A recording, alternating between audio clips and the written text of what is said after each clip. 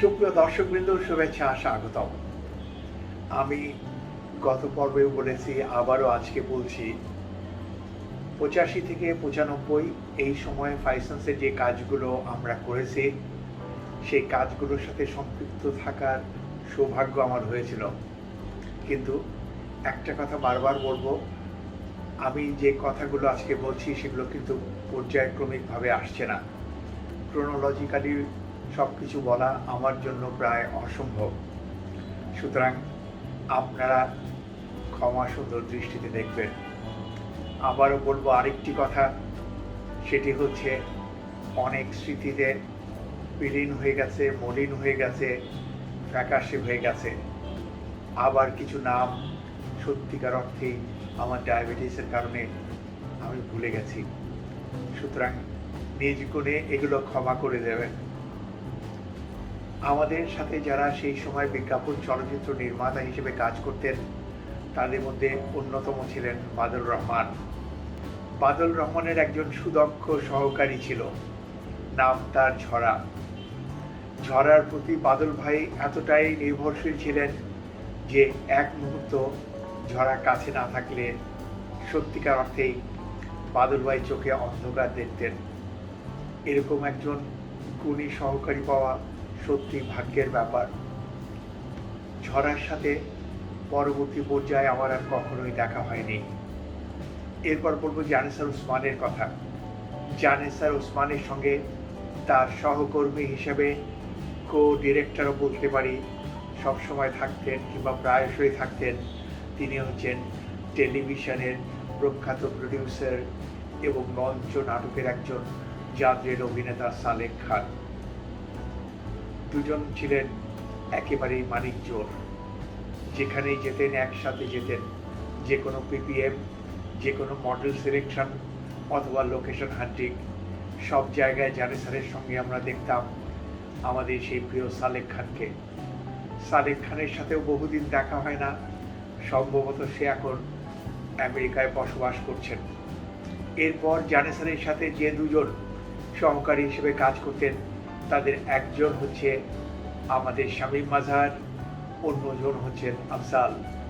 আফজালকে চিনতে পারবেন এইভাবে, মাছের রাজা ইলিশ বিজ্ঞাপন চিত্রটিতে যে ছেলেটি বলে, দুলাভাই বাজারে যাইতেছি কি আনবো। যাই হোক, আফজালের সাথেও অনেক দিন দেখা নেই। আর অন্যজন শামীম মাজহার। শামীম মাজহার পরবর্তীকালে বিজ্ঞাপন নির্মাতা হিসেবে যথেষ্ট সুনাম পেয়েছিলেন এবং একটা সময় আমরা দেখেছি আফজাল ভাইয়ের প্রধান ক্যামেরাম্যান হিসেবে তিনি কাজ করেছেন আফজাল ভাইয়ের বিজ্ঞাপন চিত্রে। শামীম মাজহারের সাথে আমাদের রেগুলার যোগাযোগ আছে, আল্লাহর রহমতে সে ভালো আছে। কিছুদিন আগে করোনা আক্রান্ত হয়েছিল এবং সবার দোয়ায় সে এখন সম্পূর্ণ সুস্থ। জানেসার ওসমান সম্পর্কে প্রথমেই যে কথাটি বলতে চাই সেটি হচ্ছে, একটা সময় ছিল বিটিভির প্রধান বিজ্ঞাপনের স্লটটিকে বিবেচনা করা হতো ঠিক পূর্বে বাংলা সংবাদ। সেটি ছিল 8:30 থেকে 8টার মধ্যে। আমি যদি বাড়িয়ে না বলি তাহলে বলতে পারি 15 মিনিটের এই চাঙ্কে 12 মিনিটই প্রচার হতো জানেসার ওসমানের নির্মিত বিভিন্ন বিজ্ঞাপন চিত্র বিভিন্ন ক্লায়েন্টের। যাই হোক, আমরা তাকে পেলাম পেপস জেল টুথপেস্টের নির্মাতা হিসেবে। এছাড়াও অ্যাডকমের এবং ফাইসেন্সেরও অনেক কাজ জানেসার করেছেন। আজকে পেপস জেলের যে বিজ্ঞাপনটির কথা বলবো, সেই বিজ্ঞাপনটির একটি দৃশ্য ছিল পুকুরে, অর্থাৎ লেকে, ধানমন্ডি লেকে আমাদের নায়ক মাছ ধরছেন। হঠাৎ করে আচমকা এসে তার বান্ধবী সেই লেকের পানিতে ঢিল মারে। পানিগুলো অনেক চঞ্চল হয়ে ওঠে, ফলে মাছ ধরা প্রায় অসম্ভব হয়ে দাঁড়ায়। তার এই আচরণে কিছুটা কপট রাগ দেখিয়ে সরঞ্জাম ফেলে নায়ক ছুটে নায়িকার পেছনে দৌড়ে চলেছে। আর তারপরের শটটি ছিল কোনো একটি পার্কের মধ্যে। যাই হোক, এই যে কাজটি হলো, আরও 2 দিন শুটিং হবে, সকাল বিকেল, এবং সম্ভবত সেই 2 দিন ছিল ছুটির দিন, শুক্র শনি অথবা শনি রবিবার। কিন্তু ছুটির দিনে আমার বাসা থেকে বের হওয়া প্রায় অসম্ভব ছিল। কেননা এই ২টি দিনের জন্য আমার পরিবার অধীর আগ্রহে অপেক্ষা করত। তারা আত্মীয়-স্বজনের বাসায় যেত, দাদা-দাদির বাসায় যেত কিংবা যেত কোনো পার্কে। যাই হোক, আমাকে তো একটা বুদ্ধি বের করতেই হবে, কেননা এই শুটিংয়ে থাকাটা আমার জন্য একটা বড় দায়িত্ব।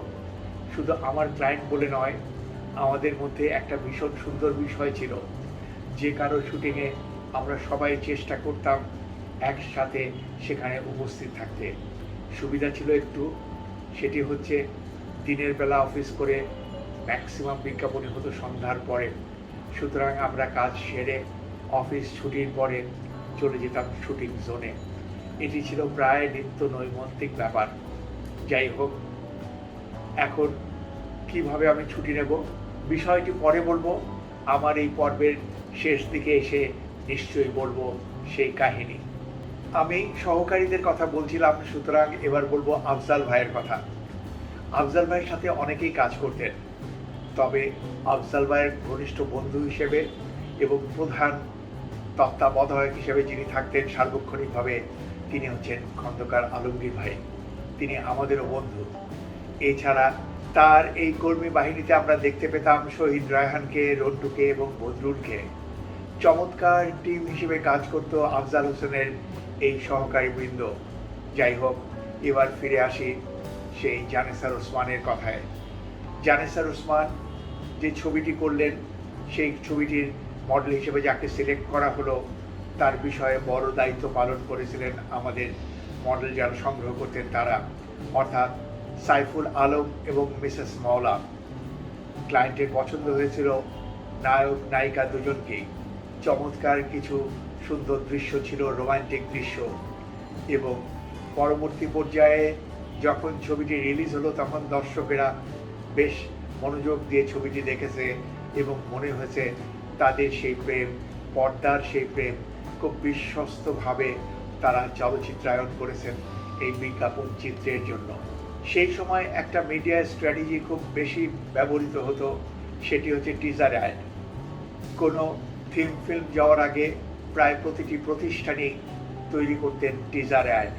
আমাদের একটি টিজার অ্যাডের কথা সবাই এখনো বলেন।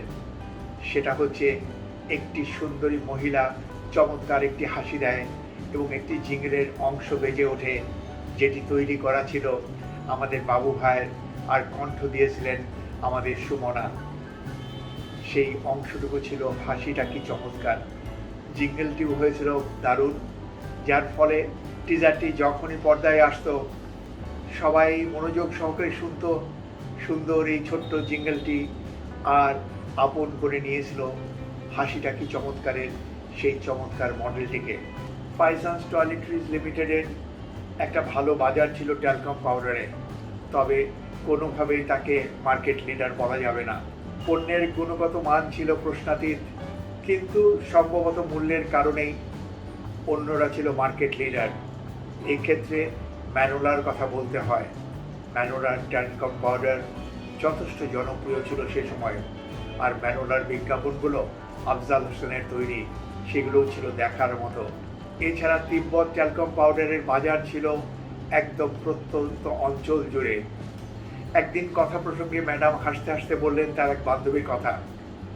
প্রচুর বিদেশে যাতায়াত করেন, অনেক কিছুই তিনি বিদেশ থেকে নিয়ে আসেন আসার সময়, কিন্তু ট্যালকম পাউডার তিনি কখনোই আনেন না। তিনি আমাদের কোহিনুরের একটি ট্যালকম ব্র্যান্ডকে তিনি অসম্ভব পছন্দ করতেন এবং তার মতে ম্যাডাম যতদিন ধরে তাকে চিনছেন ততদিন ধরেই সে শুধু তিব্বতের এই ট্যালকম পাউডারটি ব্যবহার করতেন। এছাড়া মিল্লাতের প্রিকলি হিট পাউডারও কিন্তু দারুণ জনপ্রিয় ছিল।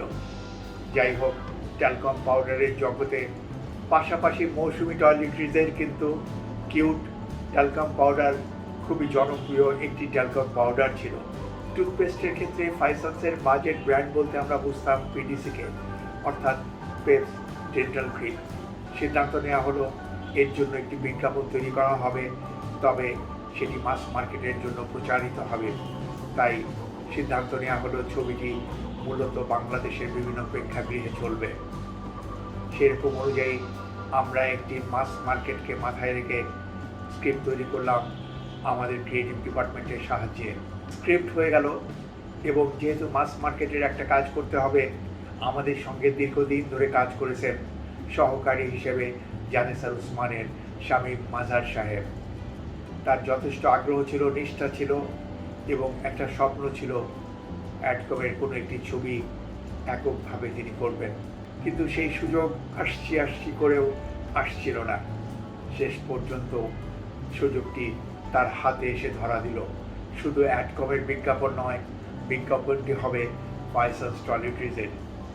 এটি ছিল তার জন্য সেই সময় একটি অকল্পনীয় প্রাপ্তি। যাই হোক, ছবির মডেল দেখা হলো, ফাইনাল করা হলো এবং সেই ব্যাপারে আমাদেরকে সাহায্য সহযোগিতা করলেন মডেল যিনি দেখতেন সাইফুল আলম সাহেব এবং আমাদের মিসেস মলা আপা। এই ছবির একটা বড় সেট ছিল বাসর ঘরের সেট। আমরা সেই সময় ডিএফপি কিংবা এফডিসিতে কোনো ফ্লোর পাচ্ছিলাম না। আর বাড়ির স্টুডিও সেটিও ছিল প্রায় এক নাগারে লিভার ব্রাদার্সের বুকিং। যাই হোক, কী করা যায়, সিদ্ধান্ত নেওয়া হলো আমাদের কনফারেন্স রুমটি কিন্তু বিরাট, সেই রুমেই যদি শুটিং করা যায় মন্দ হয় না। পুরো বাসর ঘরটি এখানেই তৈরি করা হবে। আমরা যদি শুটিং ফ্লোরে করতে পারি, এখানে কেন পারবো না। একটাই অসুবিধার কথা আমরা উপলব্ধি করতে পারলাম, সেটা হচ্ছে প্রপার লাইটিংটা। লাইটিংয়ের জন্য যে হাইটটি দরকার, অনেক ক্ষেত্রেই হয়তো কম্প্রোমাইজ করতে হবে। কিন্তু নির্ধারিত সময়ে ছবি শেষ করতে হলে কনফারেন্সের এই রুমটি ছাড়া আমাদের বিকল্প কোনো কিছু হাতে নেই। যে কথা সেই কাজ। কনফারেন্স রুমের বড় টেবিল, সমস্ত চেয়ার এবং অন্যান্য আনুষঙ্গিক বিষয়গুলোকে সরিয়ে ফেলা হলো। এ ব্যাপারে স্বপন লোকমানরা অনেক সহায়তা করলো। যেদিন শুটিং হবে সেদিন বেলা 12টার মধ্যে দেখলাম বাসরঘর কমপ্লিট। শুধু লাইটিং হবে সন্ধ্যাবেলায়, আর সেই পর্যন্ত ওই ঘরে কোনো কাজ নেই। আমরা এক ফাঁকে গিয়ে বাসর ঘরটি দেখলাম, মনটা জুড়িয়ে গেল।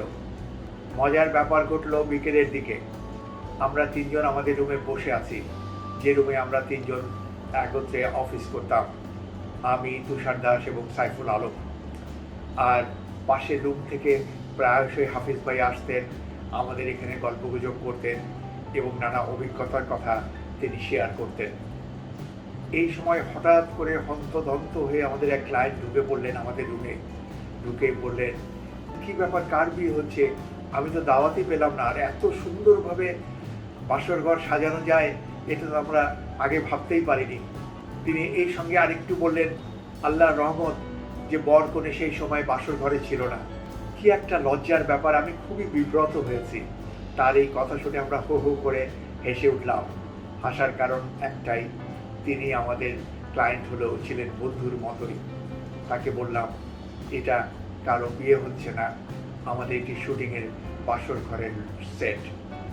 তিনি বললেন, অসম্ভব, এত নিখুঁতভাবে সেট হতেই পারে না, নিশ্চয়ই কোনো বিয়ের বাসর ঘর। তাকে যখন বোঝানো হলো, তিনি আশ্বস্ত হলেন এবং বললেন, সত্যিকার অর্থে এই সেট ডিজাইনারকে আমি সালাম জানাতে চাই। যাই হোক, সন্ধ্যার পরে শুটিং হলো, সারা রাত ব্যাপী শুটিং হলো এবং শুটিংয়ে যারা অভিনয় করলেন খুবই দক্ষতার সাথে করলেন। ম্যাডাম একটা সময় বাসায় চলে গেলেন। শুটিং শুরু হওয়ার আগেই সমস্ত কিছু তদারকি করে বাসায় গিয়ে আবার তিনি ফোন করলেন। সচরাচর তিনি বাসায় ফিরে গেলে আর ফোন করেন না।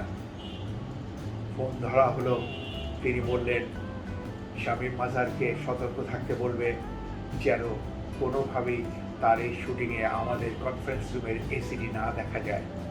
কেননা ওনার মাথায় সবসময় ছিল যে এটা বাজেট ব্র্যান্ডের ফিল্ম এবং আমরা যাদেরকে দেখাচ্ছি তারা মিডল ক্লাস ফ্যামিলি। এইভাবে প্রতিটি ক্ষেত্রে পুঙ্খানুপুঙ্খ বিষয়ে তিনি নিজে তৎপর থাকতেন এবং অংশগ্রহণ করতেন। আর তাই অ্যাডকমের বিজ্ঞাপনগুলো এত প্রিয় হতো। বিজ্ঞাপন নির্মাতাদের ছিল বিশাল অবদান। সেই সাথে স্ক্রিপ্ট এবং খুঁটিনাটি ব্যাপারে ম্যাডামের যে তদারকি তা ছিল তুলনাহীন। আফসানা মিমি এখন এক নামে সবাই চেনেন। তিনি একজন ভালো অভিনেত্রী, একটি নাট্য দলের কর্মী, তাছাড়া টেলিভিশনের সফল উপস্থাপক এবং সেই সাথে প্রচুর তিনি নাটক তৈরি করেন, একজন নামকরা নির্মাতা। তার ক্ষেত্রে একটি বিশেষ বৈশিষ্ট্য হলো তার নাটকগুলো একাধারে দর্শকপ্রিয়তা পায়, সেই সঙ্গে সুধী মহলে প্রশংসিত হয়। এই ব্যাপারটি দুটো একসাথে সম্পাদন করা খুবই দুরূহ কাজ, কিন্তু সেই কাজটি তিনি সুচারুরূপে সব ক্ষেত্রেই করেছেন এবং আগামীতেও করবেন বলে আমি আশা করি। সেই আফসানা মিমির জীবনের প্রথম বিজ্ঞাপন ছিল আমাদের পেপস লাল জেল টুথপেস্ট। বিজ্ঞাপন নির্মাতা ছিলেন সাইদুল আনাম টুটুল। সেট করল বাড়ির স্টুডিওতে। সকাল 8টায় কলিং মেকআপ নিয়ে 9টার মধ্যে তৈরি হয়ে গেলেন আফসানা মিমি। সেই পর্যন্ত আফসানা মিমিকে খুব একটা মানুষ চিনত না। যতদূর শুনেছি আবদুল্লাহ আল মামুনের একটি 16ই ডিসেম্বরের নাটকে ছোট্ট একটি চরিত্রে তিনি এর আগে অভিনয় করেছিলেন। যাই হোক, একেবারেই নতুন, আর বিজ্ঞাপনের জন্য তো এটিই তার প্রথম কাজ। মেকআপ শেষ হয়ে গেল সকাল 9টার মধ্যে। ক্যামেরা ওপেন হবে, লাইট টাইট সব ঠিক করা হয়ে গেছে। কিছুক্ষণের মধ্যেই দেখলাম হঠাৎ করে আলো চলে গেল। কি ব্যাপার? লোডশেডিং। লোডশেডিং তো হতেই পারে। আমরা মনে করলাম আধা ঘন্টা, খুব বেশি হলে 1 ঘন্টার মধ্যে লোডশেডিংটা কেটে যাবে। যেহেতু আগে থেকে কোনো মাইকিং করা হয়নি, সুতরাং এর চেয়ে বেশিক্ষণ থাকবে না কোনোভাবেই। কিন্তু দুঃখের বিষয়, একটি বড় ধরনের ত্রুটি হওয়ার কারণে সারাদিন আর লাইট এলো না। সুতরাং আমরা শুটিং করতে পারলাম না দিনের বেলায়। কিন্তু সেই যে সকাল 9টায় আমাদের মেকআপম্যানের মাধ্যমে উনি মেকআপ করে রেডি হয়ে আছেন, বসে আছেন তো বসে আছেনই। এত যত্নের সাথে মেকআপটি করা হয়েছিল, সেই মেকআপ নিয়ে তিনি না যেতে পারছেন বাইরে, না করতে পারছেন খুব স্বাচ্ছন্দ্যে কথাবার্তা, আর না জমাতে পারছেন আড্ডা। খুবই সংকুচিত ছিলেন। প্রথমবারের অভিনয় এবং ফাইভ সানসের কাজ তিনি আগেও দেখেছেন। সেই সব মডেলদের কাজ যথেষ্ট প্রশংসা পেয়েছে সব মহলে। সুতরাং তার জন্য এটা বড় চ্যালেঞ্জ ছিল। মনে মনে তিনি হয়তো বারবার সেটি ভাবছিলেন। কিন্তু সারাটা দিন তিনি অপেক্ষা করলেন ধৈর্যের সাথে। একটিবারও তার মধ্যে কোনো বিরক্তির রেশ আমরা লক্ষ্য করলাম না। সন্ধ্যে 7টার মধ্যে লাইট চলে এলো এবং তাকে আর একবার একটু মেকআপ টাচ দিয়ে ফ্লোরে নিয়ে আসা হলো। ফ্লোরে আসার সঙ্গে সঙ্গে যখন লাইটগুলো জ্বলে উঠল, মনে হচ্ছিল তিনি ঝলমল করছেন। উজ্জ্বল দ্যুতি ছড়াচ্ছে চারদিকে। এত সতেজ আর এত ফ্রেশ লাগছিল, কেউ ভাবতেও পারবেন না গত 10টি ঘন্টা তার কিসের মধ্যে কেটেছে। যাই হোক, ফার্স্ট কাটেই শটটি ওকে হলো, আমরা সবাই তালি বাজালাম। আর এইভাবেই সেই ছবিটি শেষ হলো। পেপস লাল জেল যথেষ্ট সুনাম কুড়িয়েছিল, সেই সঙ্গে সুনাম পেয়েছিলেন আমাদের আফসানা মিমি। আর পরের কথা বলার কোনো অপেক্ষা রাখে না। আমার ধারণা আজও আফসানা মিমি সেই একই রকম নিষ্ঠাবান আছেন, একই রকম ধৈর্যশীল আছেন। আমরা আফসানা মিমির মঙ্গল কামনা করছি।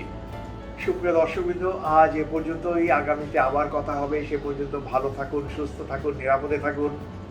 আর সম্ভব হলে আমাদের এই অনুষ্ঠানটি সাবস্ক্রাইব করুন, বন্ধু এবং আপনার প্রিয়জনদের প্রেসক্রাইব করুন।